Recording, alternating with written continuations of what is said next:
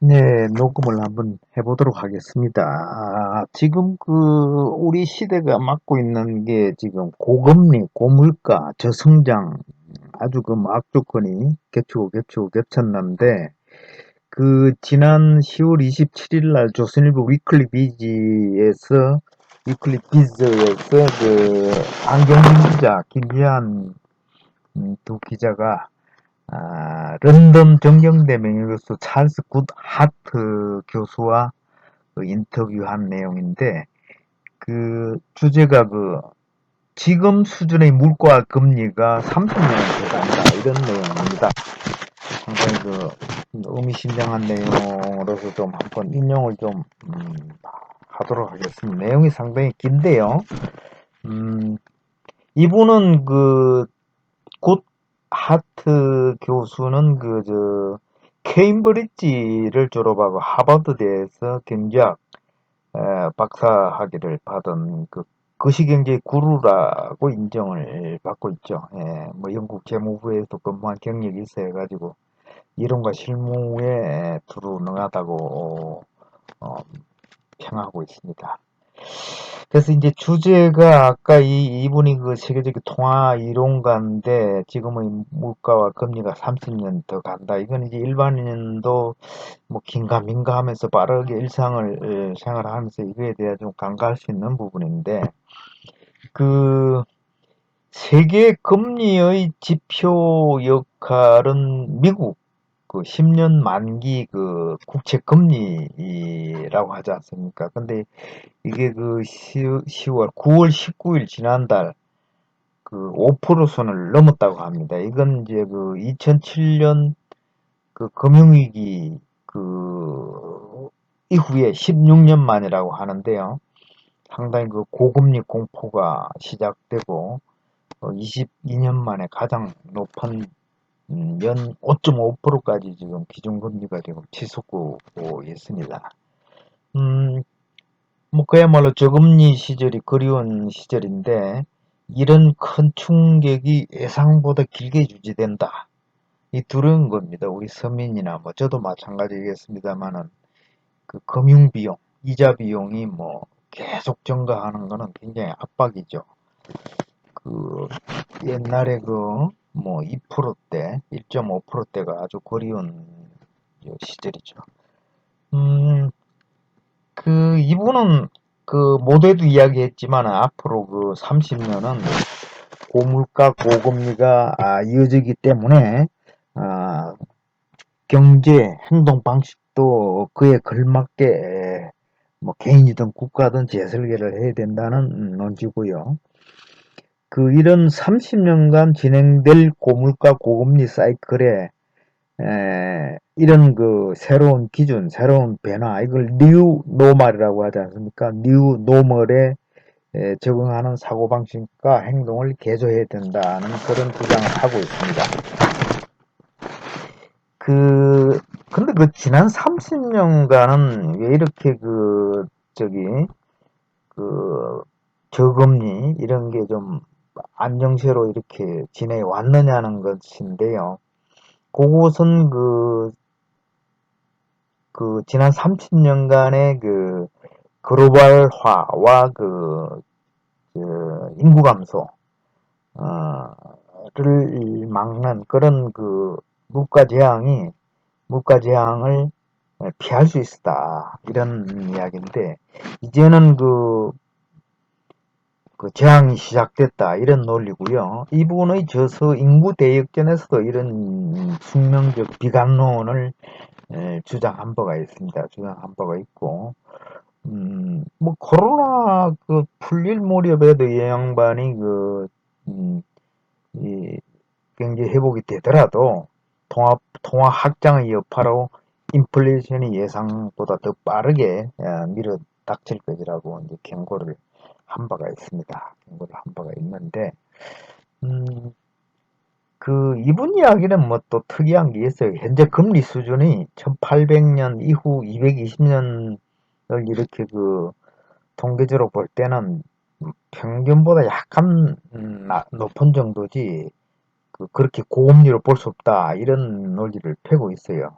그래서 역설적으로 이야기는 지난 30년간 호황기에 이례적으로 매우 낮은 금리가 유지되었다고 하는 것이 정확하다. 이런 이야기를 하고 있습니다. 장기적으로는 요정금리 수준이 평균가 앞으로 돌아갔다는 이야기죠. 예, 워낙 그 지난 30년이 금리와 물가가 낮았다고 하는 그런 논지입니다. 참 의미심장한 이야기 중에 하나, 1990년부터 30년은 분명 역사상 경제적으로 최고의 시기였다. 이런 이야기를 하고 있습니다. 그러니까 물가, 금리, 성장, 이런 그 대명지에서 최고의 시기였다. 그 중에 이제 지난 30년 사이에 세계 경제에서 가장 중요한 변수는 중국의 부상이었다. 그렇게 이제 이야기를 했고요. 제조업 시장의 경제 활동 인구가 폭증했기 때문에 그 글로벌 금융 위기 이후에도 양적 완화를 해도 돈을 풀어도 물가가 치솟지 않았던 그런 주요 원인은 풍부한 노동 공급 때문이었다. 이런 이야기입니다. 네. 이제 중국이 부상한 이유가 그 생산 가능 인구가 1991년부터 2018년, 27년 사이에 무려 2배가 증가했다고 했지 않습니까? 그리고 그 덕분에 임금 수준이 낮게 유지돼 가지고 저물가가 오래 지속되는 그야말로 골든 피리어드, 황금기를 누렸다고 하는 것이 굿 하트 교수의 예리한 진단입니다. 그래서 이제 지금 그 금리 인상 속도가 상당히 충격적인데, 문제는 이것도 뭐 30년 더 간다는 게 더 충격적이죠. 그래서 지금은 이런 금리의 급등으로 주택산업, 건설업이 아주 애를 먹고 있지 않습니까? 어려움에 직면하고 있고, 경제 성장률은 경제 성장률대로 생산량은 둔화되고 부동산 가치도 떨어지고 있다는 것입니다. 그래서 미국 금리는 연준이 앞으로 한 차례 더 0.25포인트 오를 것이라고 전망을 하고 있고요. 미국의 소비자 물가 상승률도 3 내지 3.5% 정도의 고차가 될 가능성이 있다. 고차가 될 가능성이 높다. 물가 상승률이 2% 이하로 내려가는 것은 상당히 어렵다고 본다는 그런 견해를 밝혔고요.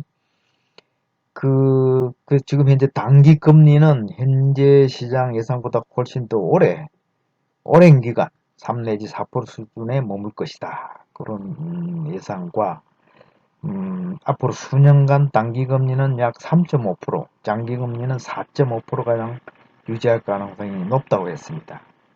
그리고 미국의 경제 성장률 또한 1에서 1.5% 정도로 낮은 수준으로 유지될 것이다. 그렇게 예상을 했고요.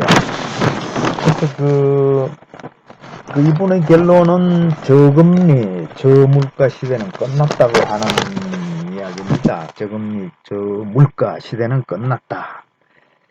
그리고 이제 지금 현재 초고령 사회로 접어들고 있는 게 큰 문제죠. 미국도 2035년에 65세 이상 초고령 사회에 진입을 하는데 65세 이상 비율이 20% 이상에 진입하고, 중국도 향후 5년 후에 2040년이면 초고령 사회로 진입을 한다.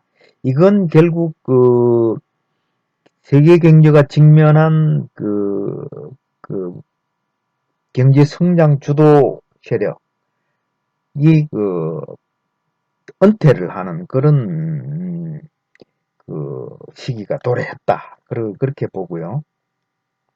노인이 이제 보면은 생산 활동을 하지 않고 주로 소비를 하는 이런 경향이 있죠. 그래서 이제 부양비가 늘고 가계 접수도 줄어들고, 그 다음에 간병 비용이 치솟고, 연금 부담이 세금이 오르고, 그 다음에 임금 인상도 요구지고, 이런 큰 악순환이 계속되기 때문에 금리 상승은 필연적으로 일어날 수밖에 없다. 이런 이야기고요.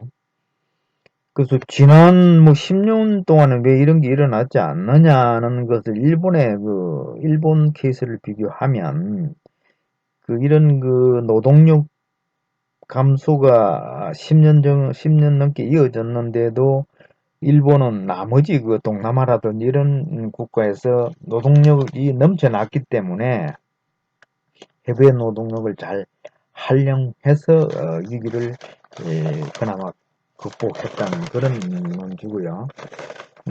한국은 2년 뒤에 초고령 사회로 진입을 하지 않습니까? 가장 크리티컬한 문제는 출산율이 0.78명으로 떨어진다는 거, 이건 완전 살인적이죠. 예. 그래서 지금 이런 이런 금리 상승세가 이어질 경우에는 아시다시피 주택이나 토지, 주식, 채권 등의 가치는 이제 급락이 되고 하락이 되고 자산가들의 수익이 분명하게 줄어든다는 거죠. 그래서 이 양반은 이런 30년 후의 장기적인 30년간의 향후 관점에서는 분명히 위기다. 비관론을 이야기할 수밖에 없다. 이렇게 이제 이야기를 했고, 그러면 앞으로 생산성 전쟁이 시작되는데, 인구 급감으로 인한 저성장 위기 이 극복은 근로자 1인당 생산성을 높여야 된다는 것이지 않습니까? 그래서, 음, 중국이 지금까지 저렴한 노동력과 재화를 세계에 공급했는 세계의 공장 역할을 했는데, 이것이 이제 향후 인도와 아프리카로 이제 전이된다는 논리고, 인도는 향후 한 10년간 경제 성장률이 중국을 능가할 것이다. 견해를 밝혔는데, 다만 민주적 견제 균형 시스템이 중국보다는 못하다. 중국만큼 경제 규모를 끌어오지는 못할 것이다. 그런 견해를 설파를 하고 있습니다. 음, 그래서 이제 이 점에는 이제 정부의 역할이 중요하죠. 우리 하는 총재도 구조 개혁 그런 이야기를 계속 하고 있는데, 고물가 고금리가 지속될수록 중앙은행의 금리를 낮추라는 압력을 정부나 국민들이 계속 가하는데, 이거는 독립성을 침해할 가능성이 커지고, 물론 높은 금리에 국민의 불만은 커지죠. 정치는 부담을 느끼는 거는 마찬가지고. 근데 이때 사실은 놀고 먹는 정권이 등장하면 이건 큰일 나는 겁니다. 무능한 정치 세력. 우리도 좋은 예가 있지 않습니까? 그래서 경제를 살릴 수 있는 정부를 선출하는 게 참 중요하다. 이런 이야기를 했고요. 이분도 이제 인구 구조와 물가 금리 사이 상관관계를 집중적으로 지금 조명하고 집중적으로 이제 분석을 하고 있는데, 이런 상황에서는 이제 세금이 또 굉장히 오를 거 아닙니까? 심지어 탄소세, 토지세, 국경세, 여러 가지 이제 재설계를 해야 될 그런 입장입니다.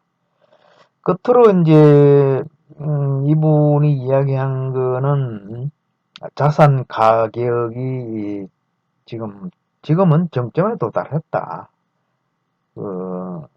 위기가 발생하면은 심지어 회복할 가능성도 낮아 보인다.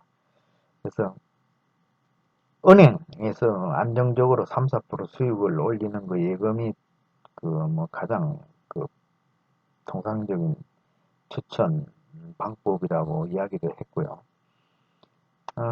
이분은 세 번, 네 번 강조를 했습니다. 장기적으로 부동산은 주식과 채권 가치와 함께 하락할 가능성이 아주 높다. 이런 이야기고, 장기적인 안목으로 이제 세심하게 노후를 저축을 하라. 노후를 위해서 저축을 하라. 그 조언을 읽지 않았으며, 전체적으로 보면 상당히 그 심각한 이야기가 많아요. 보니까 30년간 물가 금리가 무기대로 지속된다는 건 이건 충격적인 이야기입니다. 그리고 갈수록 그 가계 자산 가치는 떨어지고, 금리도 향후 30년 3.5에서 4.5 이하, 그것을 계속 유지하고 이하로 떨어지지 않는다는 것. 이하로 떨어지지 않는다. 부동산 주식도 장기적으로 하락한다. 경제 성장률도 뭐 미국 경우 1.0에서 1.5%, 그 다음에 물가 상승률도 3에서 3.5%, 이 고착한 게 그대로 위기적으로 지속된다는 거죠. 이때 저희들이 대응해야 될 그런 철학은 지금까지 설명드린 것과 같이 자명하다는 이야기죠.